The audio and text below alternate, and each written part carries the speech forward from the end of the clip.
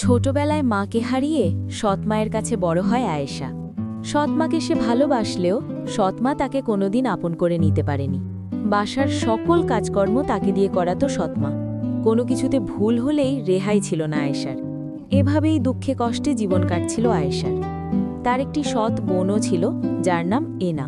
এনাকে দেখার জন্য পাত্রপক্ষ আসবে, তাই বাসায় জোরে সোরে চলছিল আয়োজন। এনা আয়নার সামনে নিজেকে নিয়ে ব্যস্ত। তার সাজসজ্জা যেন শেষই হচ্ছিল না। নতুন বউয়ের মতোই সাজসজ্জা করছিল এনা। এনার মা ও এনার সাজ দেখে অবাক, কত সুন্দর লাগছে তার মেয়েকে। অপরদিকে পাত্রপক্ষের জন্য সকল আয়োজন করছিল আয়েশা। পাত্রপক্ষরা বাসায় আসলে তাদের নাস্তা পানির ব্যবস্থার জন্যই ব্যস্ত হয়ে পড়ে আয়েশা। নিজের হাতেই চা বিস্কুট নিয়ে বর এবং বরের মাকে এগিয়ে দেয় আয়েশা, যা দেখে ছেলেটি অবাক হয়। মেয়েটির ব্যাপারে জিজ্ঞেস করলে বলা হয় মেয়েটি তার সৎ মেয়ে।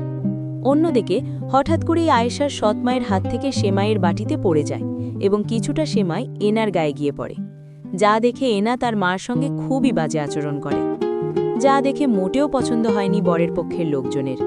তাই তারা সিদ্ধান্ত নেয় তারা বৌমা হিসেবে এনাকে নয় বরং আয়েশাকে চায়।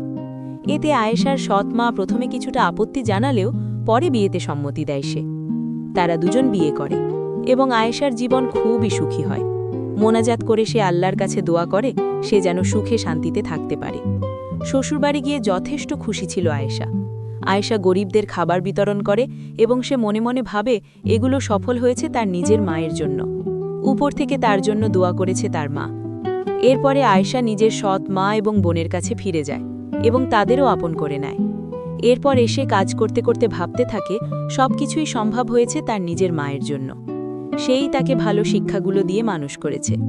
আয়েশা বেশ সুখে শান্তিতে জীবনযাপন করতে থাকে তার স্বামীর সঙ্গে। পরিশেষে আয়েশা তার জীবনে সব কিছু ফিরে পায়।